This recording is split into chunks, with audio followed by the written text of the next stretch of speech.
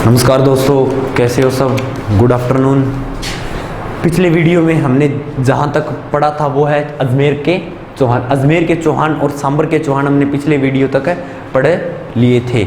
ये आपका अपना चैनल स्टडी पोर्ट आपको इतनी अच्छी चीज़ें उपलब्ध करवाएगा जिससे कि आपको एग्ज़ाम फाइट करने में थोड़ी आसानी हो सके। ठीक है, तो आज हम पढ़ेंगे हम रणथंभौर के चौहान। पिछली वीडियो में करवाए गए, एक तो हमने करवाया था सांबर के चौहान। कहाँ के? सांबर। वैसे सांबर एक जानवर भी होता है, ठीक है। सांबर के चौहान और अजमेर के चौहान, सांबर और अजमेर के चौहान करवाए थे। कौन सी वीडियो में? पिछली वीडियो में। शायद पिछली वीडियो के सांबर और अजमेर के चौहान तो आपको समझ में आ गए होंगे और अच्छे तरीके से मैंने समझाया था, और नोट्स भी आपको हमारे यूट्यूब चैनल के लिंक में उपलब्ध करवा दिए जाएंगे। ठीक है, तो आज हम इन दोनों के बाद आज हम तीसरी रियासत पढ़ते हैं चौहानों की, वो है रणथंभौर, और चौथी पढ़ेंगे वो कौन सी है? जालौर, और उसके बाद पढ़ेंगे मेवाड़। ठीक है, तो तीसरी रियासत आज हम पढ़ेंगे वो है रणथंभौर। क्या है? रणथंभौर के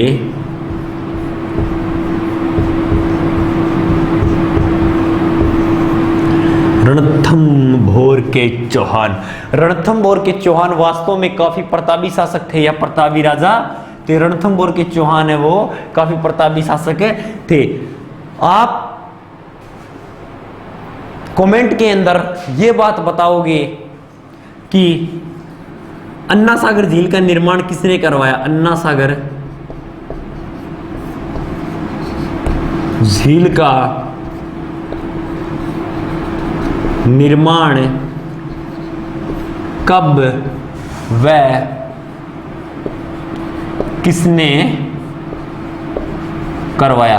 आप कमेंट के अंदर मेरे को यह बताना कि अन्ना सागर झील का निर्माण कब व किसने करवाया। ठीक है, तो आज हम पढ़ेंगे वो है रणथंभौर के चौहान। कहाँ के? रणथंभौर के चौहान। ठीक है, कौन से चौहान है?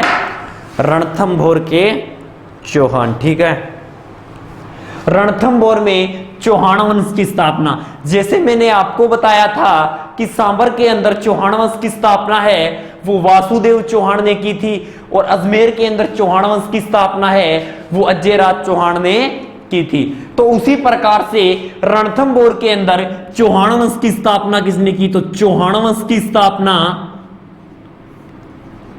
चौहान वंश की स्थापना। ठीक है, तो रणथंभौर के अंदर चौहान वंश की स्थापना जिस बंदे ने की थी उसका नाम है गोविंदराज चौहान। क्या है?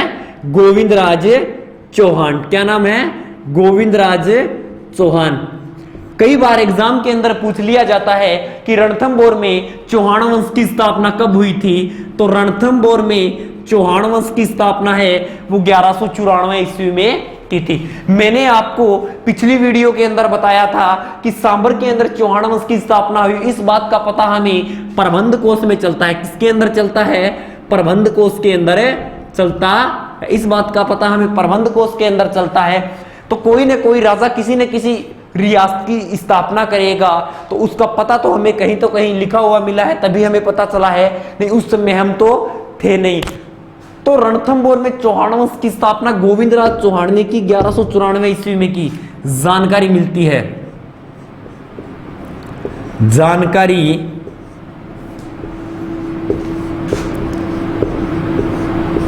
मिलती है, मतलब इस बात की हमें जानकारी कौन से ग्रंथ के अंदर मिलती है, कौन से नाटक के अंदर मिलती है, कौन से रूपांड्य के अंदर मिलती है। तो चौहान वंश की स्थापना है वो गोविंदराज चौहान ने 1194 में की। जानकारी मिलती है हमें हमीर महाकाव्य में। किसमें? हमीर महाकाव्य में। कौन से महाकाव्य में? हमीर महाकाव्य में।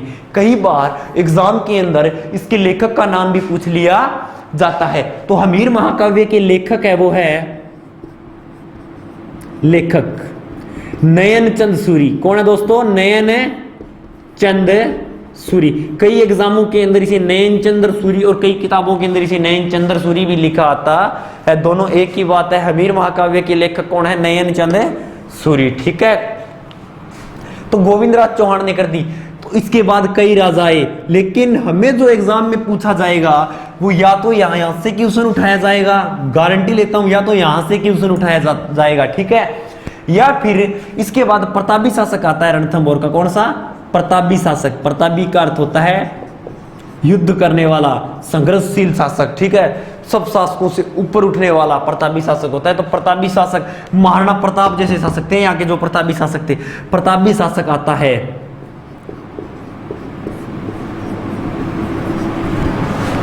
रणथंभौर का जो प्रतापी शासक आता है उसका नाम है हमीरदेव। क्या नाम है? हमीरदेव। क्या नाम है? हमीरदेव, ठीक है, चौहान। रणथंभौर का जो प्रतापी शासक आता है उसका नाम है हमीरदेव चौहान, जिसने रणथंभौर के अंदर 1301 वाला जो रंगादेव वाला जो युद्ध था ना, मतलब रंगादेव ने जल जौहर किया था, वो यही शासक है। कौन से? हमीरदेव चौहान। तो आगे हम प्रतापी शासक हमीरदेव चौहान को लाते हैं। प्रतापी शासक आता है, इस बात को हम थोड़ा सा ऊपर लिख देते हैं जिससे हमें पढ़ने में आसानी हो, ठीक है। प्रतापी शासक आता है, प्रतापी शासक आता है, मतलब प्रतापी शासक आगे का कौन आता है? तो वो आता है रणथंभौर का, तो आता है रणथंभौर का, तो आता है हमीरदेव चौहान। कौन आता है? हमीरदेव चौहान। रणथंभौर का जो शासक आता है वो आता है हमीरदेव चौहान वर्सेस दिल्ली। उस समय भारत की केंद्र था और आज भी दिल्ली है वो भारत का सबसे केंद्रित बिंदु है। केंद्रित का मतलब ये नहीं कि भारत का सबसे बीच का बिंदु है, केंद्रित का मतलब ये है कि सारे काम का संचालन है वो दिल्ली से आज भारत के अंदर होता है। तो दिल्ली का जो शासक था वो था जेके। जेके का अर्थ होता है जलालुद्दीन खिलजी। कौन था? जेके। जेके ने रणथंभौर पे आक्रमण किया।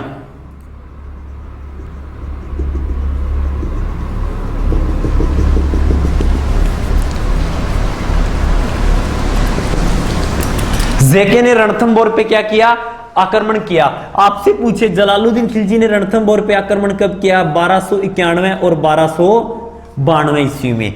तो उस समय यहां का शासक कौन था? हमीरदेव चौहान। दिल्ली का शासक कौन था? जलालुद्दीन खिलजी, ठीक है। आक्रमण कर दिया, विजय हुई।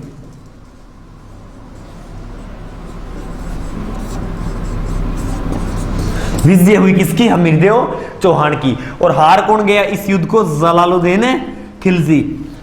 दोस्तों आपको भी पता है कि आदमी का एक नियम होता है, वो पता है क्या होता है? तो आदमी का एक नियम होता है, वो होता है अगर हमारे कोई फायदा न हो तो दूसरे का नुकसान ही हमारा फायदा होता है। तो जलालुद्दीन खिलजी का ये जलालुद्दीन खिलजी है वो इसी नीति का शासक था। किस नीति का? कि मेरे अगर कोई फायदा न हो। लगभग खिलजी इसी नीति के शासक थे, जलालुद्दीन नहीं, लगभग खिलजी वो सब पूरा का पूरा इसी नीति का शासक थे या शासनकाल था। जलालुद्दीन खिलजी का यह मानना था कि अगर हमारे कोई फायदा न हो तो दुश्मन का नुकसान ही हमारा क्या होता है?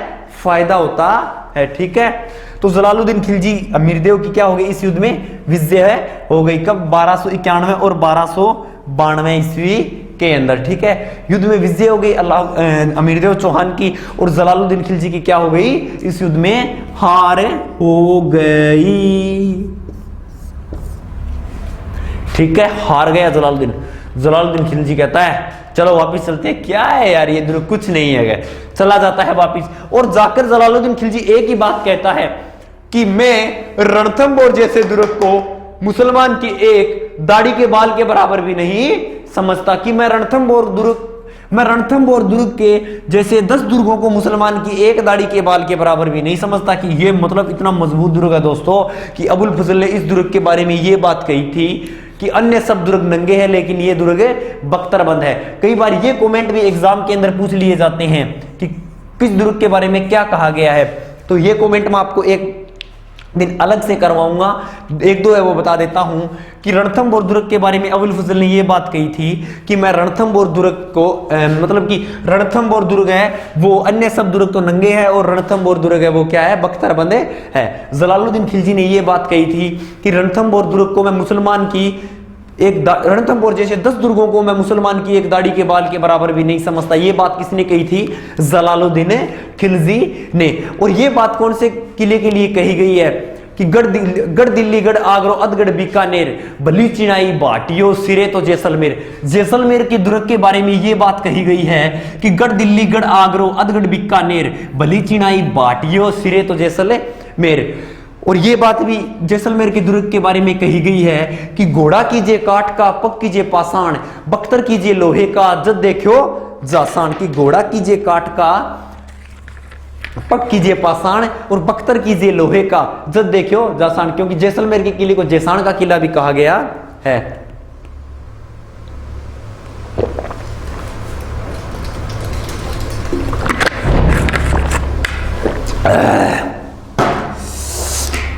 ठीक है, ये बात भी जैसलमेर के किले के बारे में कही गई है। घोड़ा कीजिए काठ का, मतलब जैसलमेर के दुर्ग में जाना है वो टीलों के अंदर बना हुआ है या डेजर्ट के अंदर होने के कारण वहां मतलब काट के पग हो गए तो ही वही आदमी जा सकता है, अन्यथा हर एक व्यक्ति नहीं जा सकता है।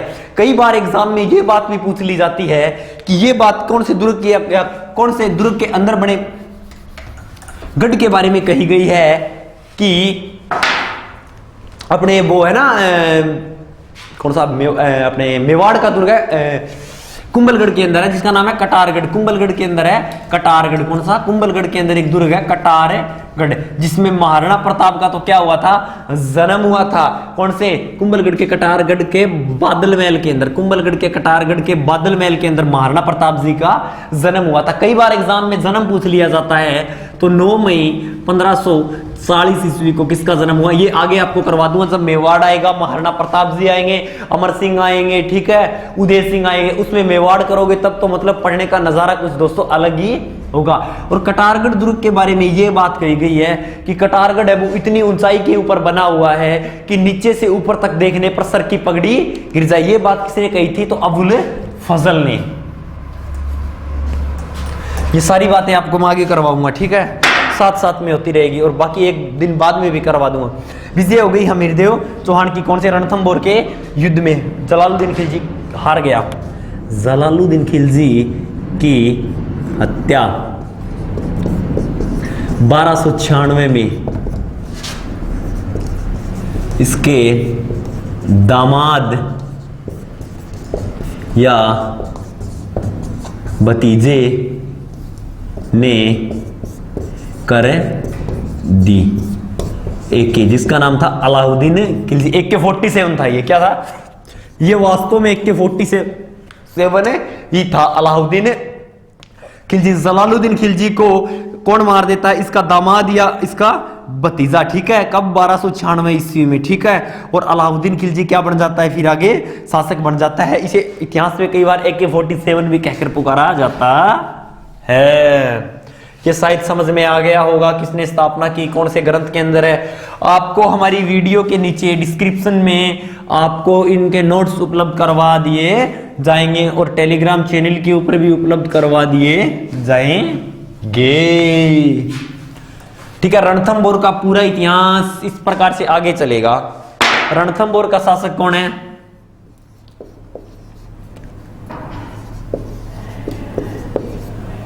रणथंभौर का शासक कौन है पता है आपको? हमीरदेव चौहान। कौन है?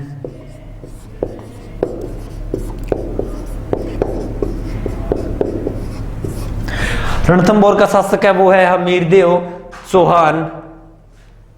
और दिल्ली का शासक कौन है? वर्सेस दिल्ली या दिल्ली का शासक कौन है? दिल्ली का शासक कौन है? तो दिल्ली का शासक हमने किसको बना दिया है? हमारा था ना किसको? अलाउद्दीन खिलजी। जलालुद्दीन खिलजी को तो आगे आएगा अलाउद्दीन खिलजी या फिर AK-47। अलाउद्दीन खिलजी 47, AK-47। अलाउद्दीन खिलजी पत्नी का नाम? अलाउद्दीन खिलजी की पत्नी चिमना दे क्या थी?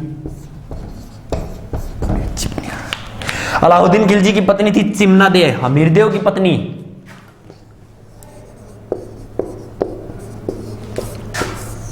थी रंगा दे। कौन थी? रंगा दे, ठीक है। तो अलाउद्दीन खिलजी का एक सेनापति था। कौन था? सेनापति, मंगोल सेनापति। मंगोल सेनापति मोहम्मद शाह, मोहम्मद शाह कौन था? अलाउद्दीन खिलजी का एक मंगोल सेनापति था जिसका नाम था मोहम्मद शाह। मोहम्मद शाह प्रेम करने लगा किससे? चिमनी सा गया, ठीक है। मोहम्मद शाह किससे प्रेम करने लगा? चिमनी के साथ प्रेम करने लगा। कौन है? मोहम्मद शाह, ठीक है। तो चिमनी के साथ मोहम्मद शाह प्रेम करने लगा, इस बात का पता अलाउद्दीन खिलजी को चलता है। लेकिन अलाउद्दीन खिलजी मतलब इस दौरान अमीरदेव में बिजी था। अमीर पर आक्रमण करता है। क्यों करता है? कि थोड़ा पानी पी लेता हूं फिर करवाता हूं आज तो।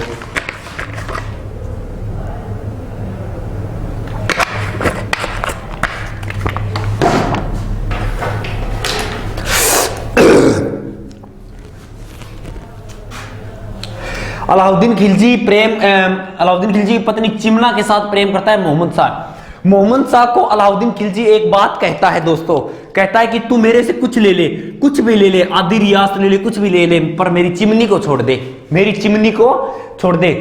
चिमनी को मैं, और मोहम्मद शाह कहता है कि मैं सच्चा आशिक हूं, चिमनी को नहीं छोड़ूंगा। तो ये बात मोहम्मद शाह आगे कहता है कि मैं हसूलों से बगावत नहीं करने वाला, मैं तौहीन मोहब्बत नहीं करने वाला। ये नजराना अलाउद्दीन खिलजी साहब मुझको न पेश करो, मैं चिमना को छोड़कर किसी और पे नहीं मरने वाला। अलाउद्दीन खिलजी को मोहम्मद शाह यही बात कहता है कि मैं असूलों से बगावत नहीं करने वाला, मैं तौहीन मोहब्बत नहीं करने वाला। ये नजराना मुझको अलाउद्दीन खिलजी साहब आप पेश न करो, मैं अपनी चिमना को छोड़कर किसी और पे नहीं मरने वाला, ठीक है। अलाउद्दीन खिलजी को ये बात कहता है मोहम्मद शाह।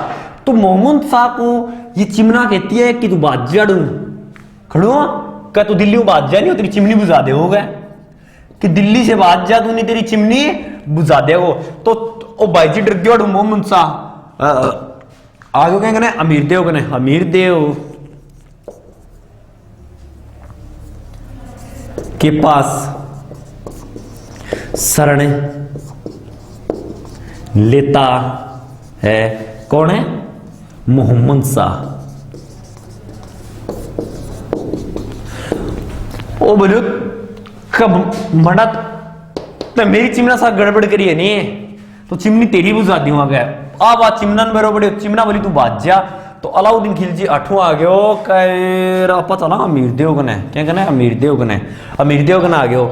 तो अमीर देव को इस बात का पता चला कि उस मोहम्मद शाह के पास से एक, अपने अलाउद्दीन खिलजी के पास से एक आदमी आया है, और तो उसने शरण दे दी। और राजपूतों की एक खास बात होती थी दोस्तों, अपने शरण में आए हुए आदमी को कभी वो वापस नहीं लौटाते थे, ठीक है। क्या कि अपने शरण में आए हुए आदमी को कभी वापस नहीं लौटाते थे। तो अलाउद्दीन खिलजी को इस बात का पता चला, और अलाउद्दीन खिलजी ने आक्रमण कर दिया रणथंभोर के ऊपर 1301 ईस्वी में। 1301 ईस्वी में युद्ध हुआ था, रणथंभोर का युद्ध। कौन सा युद्ध है? युद्ध रणथंभोर का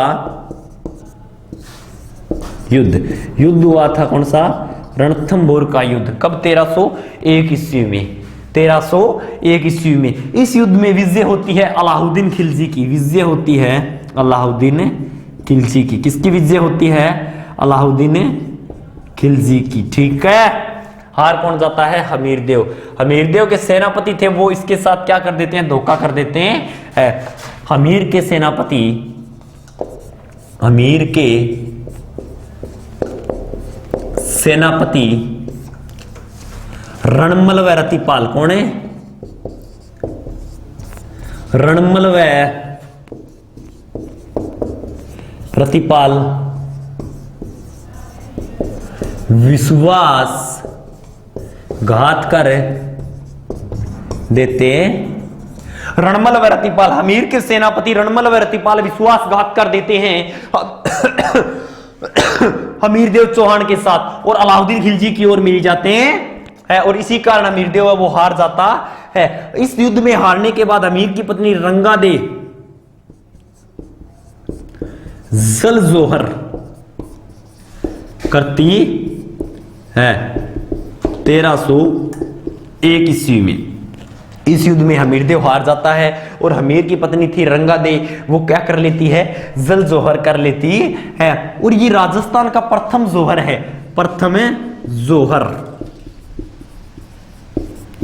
आपसे पूछेगा कि राजस्थान का प्रथम जोहर कौन सा है, तो रणथंभौर का जौहर है वो जो 1301 ईस्वी के अंदर हुआ था, वो राजस्थान का प्रथम जौहर है। और राजस्थान का प्रथम जल जौहर कौन सा है? तो राजस्थान का प्रथम जल जौहर या एकमात्र जल जौहर है वो रणथंभौर का जल जौहर राजस्थान का प्रथम जल जौहर है। ठीक है, आ गया समझ में? बाकी आप इस वीडियो को एक बार से 2 बार देखना, 2 बार से 3 बार देखना, बिल्कुल समझ में आ जाएगा। ठीक है,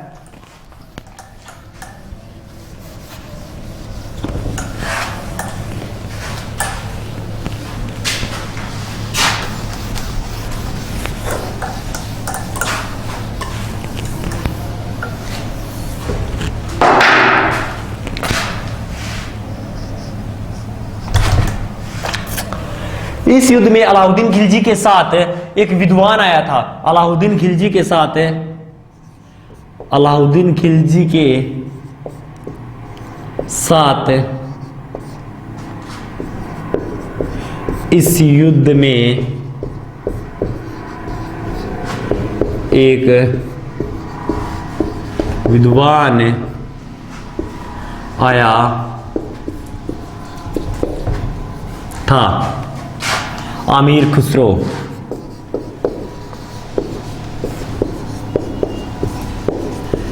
आमीर खुसरो कौन आया था? आमीर खुसरो। आमीर खुसरो ने, अलाउद्दीन खिलजी ने जब रणथंभौर दुर्ग को जीत लिया तो कहा था कि आज कुफर का गढ़ इस्लाम का घर बन गया है। आज कुफर का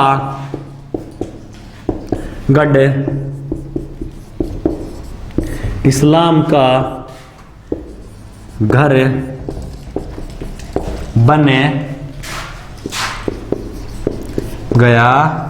आमीर खुसरो ने यह बात कही थी कि आज कुफर का गढ़ इस्लाम का घर बन गया है। कौन से दुर्ग को जीतने के बाद? जब अलाउद्दीन खिलजी ने रणथंभौर दुर्ग को जीता था तो आमीर खुसरो ने यही बात कही थी कि आज कुफर का गढ़ है वो इस्लाम का घर बन गया है। ठीक है, कि ये बात आपको समझ में शायद मेरे हिसाब से तो आ गई होगी। ये बात आप अच्छे तरीके से पढ़ लेना क्योंकि ये कमेंट है वो भी एग्जाम के अंदर पूछ लिए जाते हैं। ठीक है, ये बात कही थी किसने? आमीर खुसरो ने। आमीर खुसरो दोस्तों एक बहुत मतलब शायरियां लिखता था ये। ठीक है, आडी बोला नहीं, आप आडियां लिखते हो।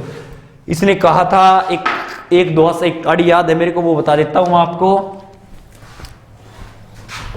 का गोरी सोवे सेज पर, मुख पे डारे केस, चल खुसरो अपने घर, चाह हुई चारों ओर। ठीक है, कि गोरी है वो सेज के ऊपर सो रही है और मुख पर अपने केस डारे हुए, कि गोरी सोवे सेज पर मुख पर डारे केस, चल खुसरो अपने घर, रात हुई चाहू और मतलब है कि अंधेरा हो चुका है, तुम खुसरो अपने अब घर चल। ठीक है, तो रणथंभौर की ये बात आ गई। ठीक है, अब करवाता हूं आपको रणथंभौर राष्ट्रीय उद्यान। रणथंभौर राष्ट्रीय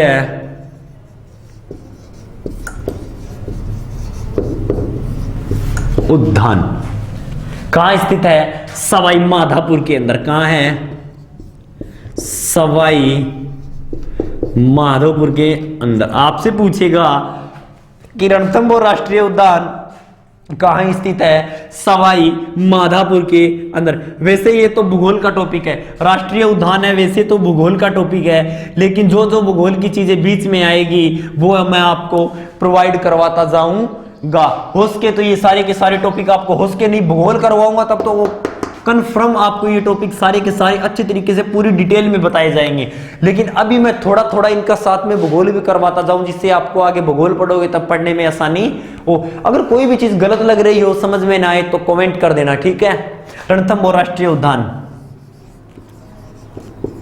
भारत सरकार ने 1955 में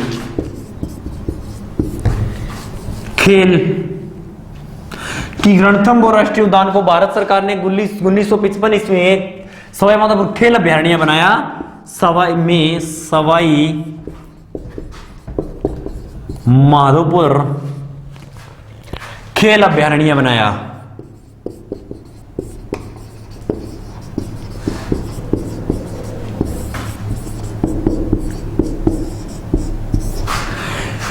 कि रणथंभौर राष्ट्रीय उद्यान को भारत सरकार ने 1955 में सवाई माधोपुर के अंदर खेल अभयारण्य बनाया था। ठीक है, 1973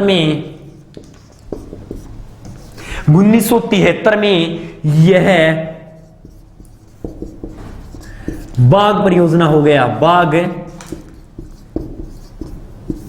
परियोजना हो गया। ठीक है, 1973 में यह बाघ परियोजना हो गया। ठीक है, और इसके बाद आपको बताता हूं 1 नवंबर 1980 को 1 नवंबर 1980 को यह राष्ट्रीय उद्यान हो गया, राष्ट्रीय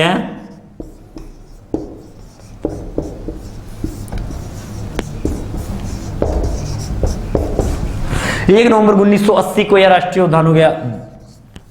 यहां पाए जाते हैं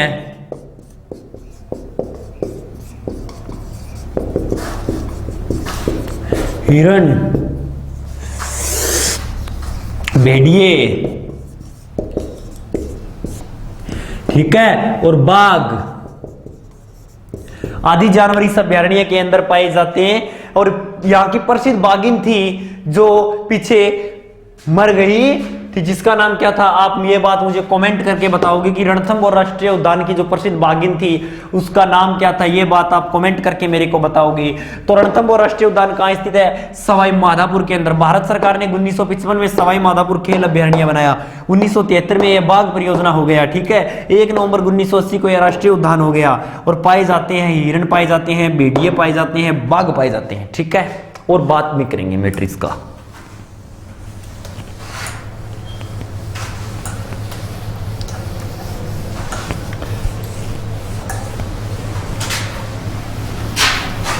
रणथंभौर में स्थित है, भौर में स्थित है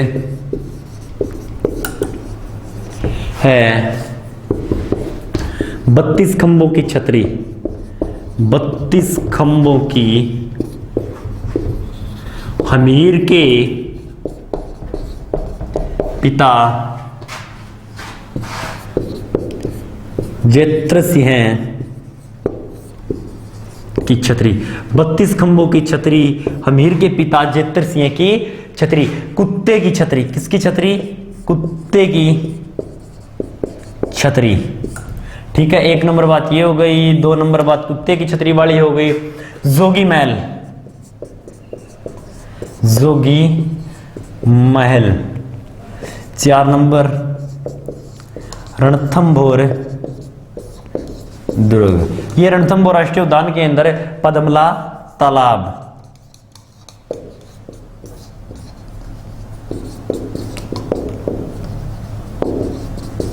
तालाब। ठीक है, ये वही पद्मला तालाब है जिसमें हमीर की लड़की ने कूदकर अपनी जान दी थी। ठीक है, कौन सी तालाब है, पद्मला तालाब। ठीक है, 32 खंभों की छतरी एग्जाम में पूछा गया है, कुत्ते की छतरी नहीं पूछा गया, जोगी महल पूछा गया, रणथंभौर दुर्ग पूछा गया और पद्मला तालाब नहीं पूछी गई है। तो सबको अच्छे तरीके से याद कर लेना। अब मैं आपसे पूछता हूं कि आप मुझे कमेंट करके बताओ कि रणथंभौर दुर्ग के अंदर जब 1301 ईस्वी का जोहर हुआ था तो उस समय जोहर है वो किसने किया था। तो आपको मैं लिखा देता हूं, जितने मेरे को आते हैं उतने लिखा पाऊंगा, ज्यादा तो मैं लिखा नहीं पाऊंगा, लगभग शायद मेरे को आते हैं उतने लिखा देता हूं। प्रथम जोहर किस किस ने जोहर किया था, रणथंभौर में जोहर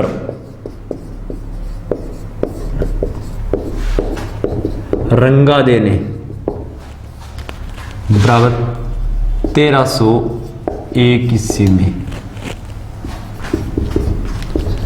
प्रथम था। ठीक है, दूसरा ये अपने चित्तौड़ वाला, चित्तौड़ का जोहर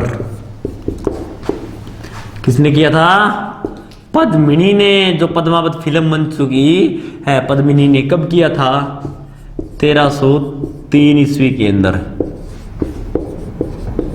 दूसरा था तीसरा किया था अपने वो सिवाना वाला, सिवाना का जोहर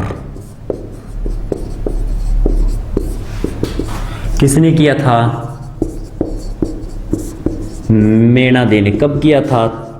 1308 ईस्वी में। तीसरा जोहर, ठीक है। चौथा किया था जालोर का जोहर, जालोर का जोहर जेतल देने 1311 ईस्वी में। चौथा जोहर।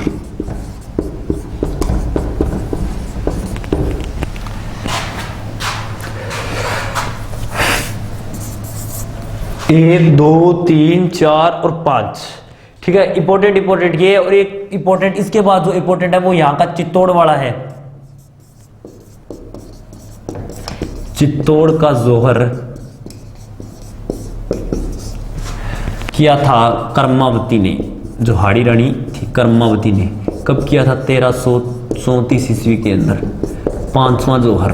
इंपॉर्टेंट करवा रहा हूं, ऐसे नहीं इनके बीच भी जोहर हुए हैं, पर मैं इंपॉर्टेंट बता रहा हूं आपको, जो इस एग्जाम की दृष्टि से इंपॉर्टेंट है और जिनसे क्वेश्चन आए हुए हैं। करवाने को तो आगे जो इतिहास आएगा सभी मैं इतिहास के सीक्वेंस में लेकर चलूंगा कि कब कौन सा जोहर कब हुआ था, लेकिन इंपॉर्टेंट एक बार करवा देता हूं जिनको आप अच्छे तरीके से याद करो, चाहे रट्टा मारो, पर कभी पूछे तो एक पूछे तो चार बताना, ठीक है। इस हिसाब से छठा जोहर चित्तौड़ का जोहर, चित्तौड़ का कौन सा जोहर? चित्तौड़ का जोहर। फूल कमर ने 1567-68 ईस्वी में छठा जोहर था, ठीक है। छठा जोहर था। आपसे पूछेगा कि आपको इतनी भयंकर तरीके से तैयारी होनी चाहिए कि एक पूछे तो सारे के सारे बता दो, ठीक है। कि इतने अच्छे तरीके से बताओ कि अगला सोचे कि यार इसकी तो तैयारी है, तेरी है ही नहीं, ठीक है। तो आगे मैं आपको बताता हूं कि अब पूछे आपसे कि रणथंभौर में चौहान अपने रणथंभौर का जोहर किसने किया था? तो किसने किया? रंगा दे ने। और जालोर में जोहर किसने किया था? जेतल दे ने, ठीक है। और अपने सिवाना के अंदर जोहर किसने किया था? मेना दे ने। चित्तौड़ के अंदर जोहर किसने किया था? पद्मिनी ने किया था, फूलकंवर ने किया था, कर्मावती ने किया था, ठीक है। इस हिसाब से याद होने चाहिए, ठीक है। सारे के सारे जोहर स्क्रीनशॉट ले लो, बाकी आपको मैं नोट्स भी प्रोवाइड करवा दूंगा, टेलीग्राम के ऊपर भी प्रोवाइड करवा देंगे, और हमारी वीडियो के डिस्क्रिप्शन में प्रोवाइड करवा दिए आपको जाएंगे, ठीक है। और कुछ बच गया तो बताओ।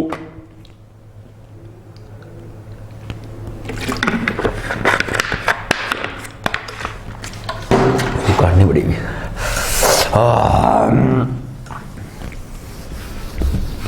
देखो, अलाउद्दीन खिलजी का परिवार है, इतना अच्छा परिवार था कि अलाउद्दीन खिलजी औरंगजेब और अलाउद्दीन खिलजी लुगाई औरंगजेब, अलाउद्दीन खिलजी तो औरंगजेब लुगाई और अलाउद्दीन खिलजी की लुगाई औरंगजेब और अलाउद्दीन खिलजी की छोरी औरंगजेब, ठीक है दोस्तों। आज हमारा रणथंभौर है वो कंप्लीट होता है, ठीक है। अलाउद्दीन खिलजी वाला ये टॉपिक है वो रणथंभौर से संबंधित हमारा कंप्लीट होता है, और कुछ रह गया तो बता देना, बाद में आपको वो बाकी नोट्स में प्रोवाइड करवा दिया जाएगा बहुत कुछ चीजें, और ये का ये तो आ ही आएगा नोट्स में, और इसके अलावा भी बहुत कुछ नोट्स में प्रोवाइड आपको करवा दिया जाएगा। कोई समस्या लेने वाली बात नहीं है रणथंभौर से संबंधित, ठीक है। एक शायर सुना देता हूं कि क्यों तुम मेरा दिल जलाती हो, क्यों तुम मेरा दिल जलाती हो, क्यों तुम मौसम की तरह बदल जाती हो, यह सुनकर मेरी तो रूह कांप जाती है कि तुम बर्तन मांजने के साबुन से नहाती हो, ठीक है दोस्तों। बाकी हम अगली वीडियो में करेंगे।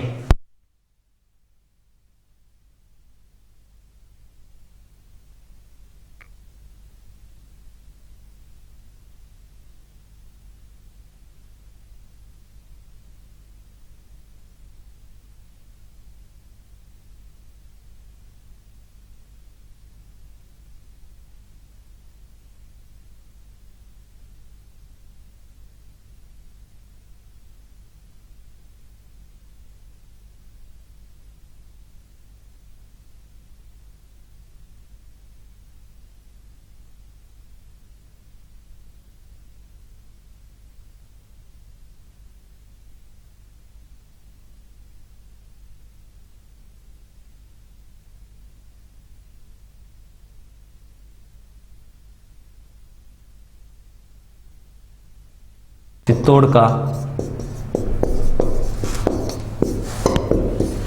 कौन सा जोहर? चित्तौड़ का जोहर। फूल कमर ने 1567-68 ईस्वी में छठा जोहर था। ठीक है, छठा जोहर था। आपसे पूछेगा कि आपको इतनी भयंकर तरीके से तैयारी होनी चाहिए कि एक पूछे तो सारे के सारे बता दो। ठीक है, कि इतने अच्छे तरीके से बताओ कि अगला सोचे कि यार इसकी तो तैयारी है, तेरी है ही नहीं। चाहे अपनी तैयारी न हो, अगले की तो नहीं होगी। ठीक है, इस तरीके से बताओ अगले को कि तो अपनी तो तैयारी है।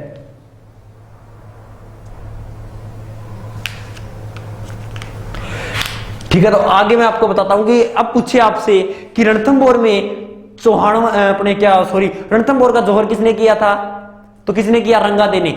और जालोर में जोहर किसने किया था? जेतलदे ने। ठीक है, और अपने सिवाना के अंदर जोहर किसने किया था? मेणादे ने।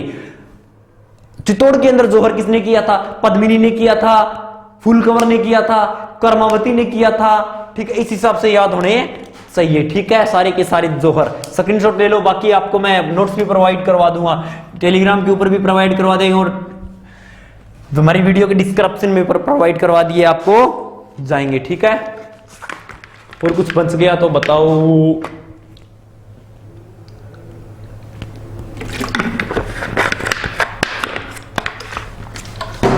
काटनी पड़ेगी।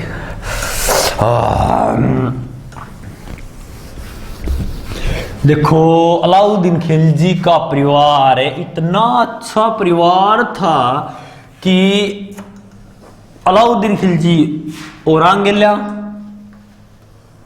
और अलाउद्दीन खिलजी लुगाई औरंगजेब। अलाउद्दीन खिलजी तो औरंगी लुगाई और अलाउद्दीन खिलजी की लुगाई औरंगजेब और अलाउद्दीन खिलजी की छोरी औरंगजेब। ठीक है दोस्तों, आज हमारा रणथंभौर है वो कंप्लीट होता है।